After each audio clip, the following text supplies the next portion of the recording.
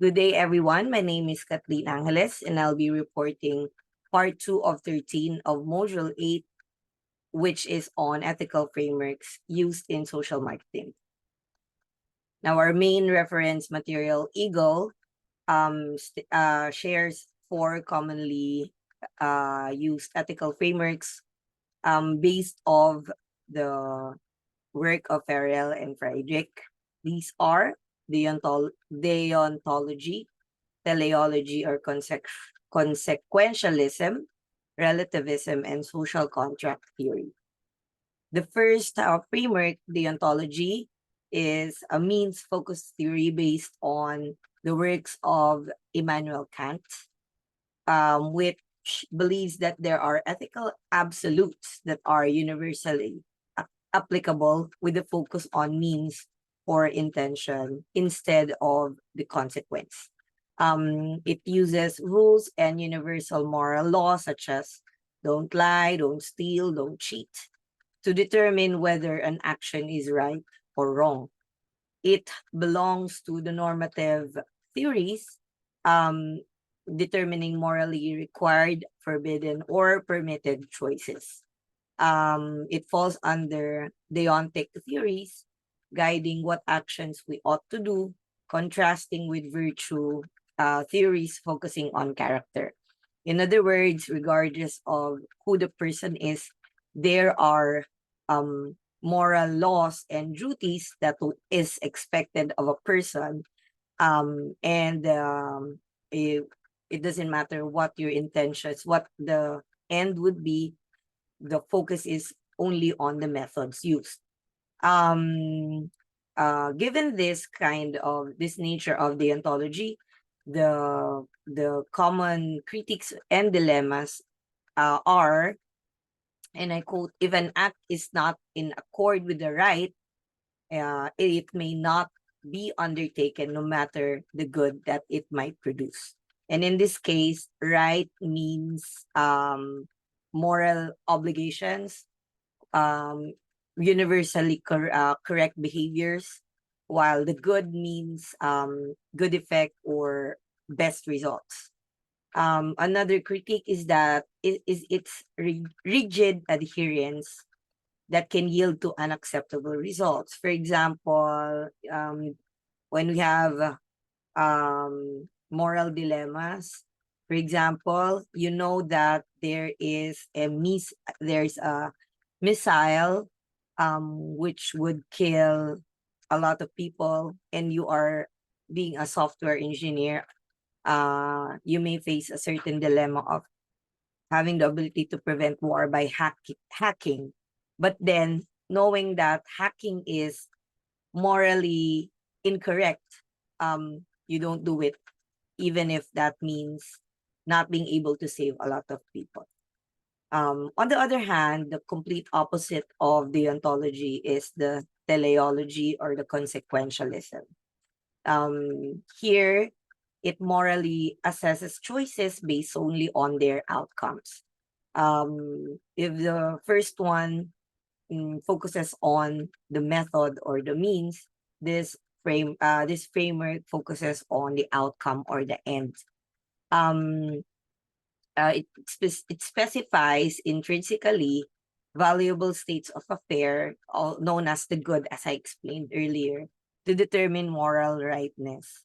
It identifies choices increasing the good as morally right, regardless of intention. In other words, if an action would cause something good, if it would benefit many people or at least one person, regardless of the intention or of the methodology used to bring that about, that's okay, it's accepted. Teleology is defined by Eagle as acts which are morally right or acceptable if they produce some desired result, such as realization of self-interest or utility, which is the essence of these two common theological beliefs. First is the egoism, which comes from the root word ego, which focuses on the individual. This is the ethical behavior that believes that there should be, if it maximizes a particular person's self-interest, then it is morally ethical. It's ethical. On the other hand, there's utilitarianism, which focuses on an action being beneficial to a greater number or the greatest number of people. The more people it would benefit, the more utilitarianistic it is. Now, while these two consequentialist theories have different focus, one is on the individual and the other one is on most number of people. The common ground of these theories is that its agreement that morally right choices increase the good. In other words, it only focuses on the end result. If the end result is good, regardless of whether it is individualistic or egoistic or utilitarianistic, it doesn't matter. Now, given this kind of this nature of teleology, there are two critiques that are mentioned by Alexander and Moore. First is that it's overly demanding, particularly that it believes that consequentialism is either too demanding or and at the same time too permissive. So it is faulted for not allowing room for moral exceptions or personal preference. On one hand, it demands actions based solely on their outcomes, potentially justifying harmful acts for the greater good. For example, if it for example there is a completely healthy person sacrificing different organs just to save, say, 5 people. On the other hand, it is criticized for setting limits, potentially justifying actions like lying or killing. So permissive, in other words. Another framework is the relativism, which assesses ethics subjectively, considering individual and group experiences. So it focuses on the belief that there is no universal ethical principle, that each culture or social group has its own ethical frameworks. It rejects the notion of superiority among ethical principles or group standards. In other words, relative, there is no superior culture or belief, and we must respect all kinds of ethical frameworks, no matter what the focus is. It advocates against, on the good side, it advocates against judgment of other groups' ethical standards. But that pros can also be its own critique. It ignores the possibility that first, a group's principles can be based on incorrect information. There are groups, for example, flat earthers. They believe that the earth is flat, so it could be based on incorrect information. And if that is the case, we might feel that the ethical framework that they're going to be using in their decision it might be offensive to others. For example, those who are sexist or racists. Of course, we know that there are certain cultures which are patriarchal, sexist, or racist. And because of relativism, we cannot invalidate these kinds of principles. Um, even if we know that they could be harmful to others, because of relativism. The last framework is social contract theory, which talks about the existence of unspoken agreement or implicit contract between individuals or groups and the state or organizations regarding rights and duties as members of society.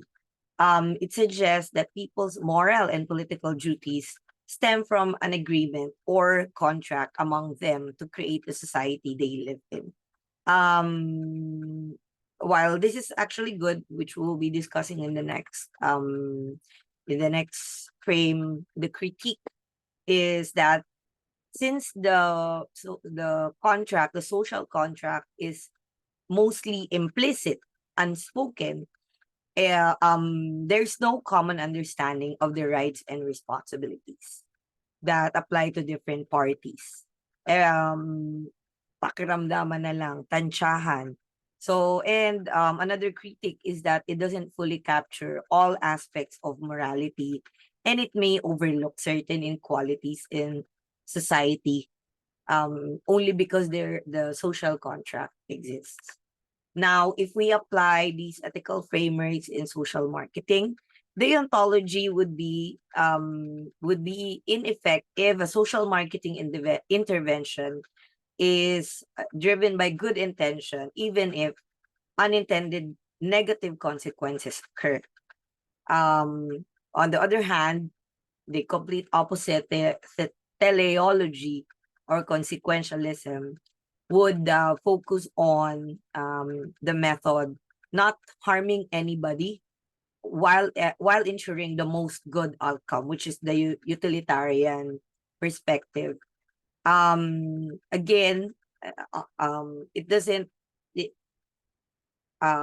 when we look at it black and white, not taking into consideration the gray area, teleology would permit any kind of social marketing strategy as long as uh as long as it doesn't cause any harm to anybody, even if it is not morally, it doesn't adhere with the universally accepted moral laws.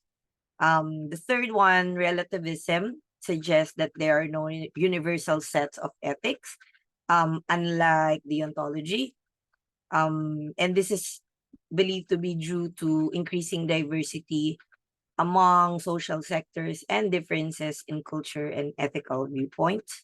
While the last one, social contract theory, again, focuses on the implicit contract between states and individuals that is reflected in documents like UN Charter. Because of social contract theory, even if really there's no um written rule as to what's going to happen to a certain country if they don't adhere to the rules of the UN Charter, hence deeming them untouchable, right? Those who enter social contract theory with the UN Charter would be cooperative with them. Now, it also advocates for fair and equal rights and opportunities for all individuals and groups. However, generally speaking, when we consider these ethical frameworks and use it in social marketing, um, a few challenge would be first, lack of clear ethical frameworks for decision making by regulators. For example, um, there could be social marketing campaigns on, for example, this smoking cessation. These are for example, this one, women who smoke feed more than just milk to their children.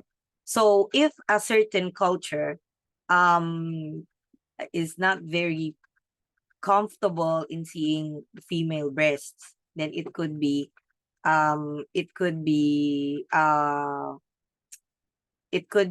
against consequentialism because um in essence it offends them, right? It harms their cultural preferences, what is ethically acceptable when it comes to their culture.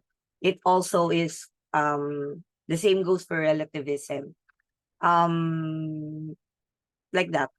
It debates over acceptability of interventions based on different ethical perspectives, as mentioned in the example. And ethical challenges in social marketing often not thoroughly addressed in literature So while I was looking for reference materials on the social marketing ethical frameworks or ethical frameworks specific to social marketing, there are not many literatures that are present at the moment. So anyway, that's my presentation, and here are my references. Thank you very much.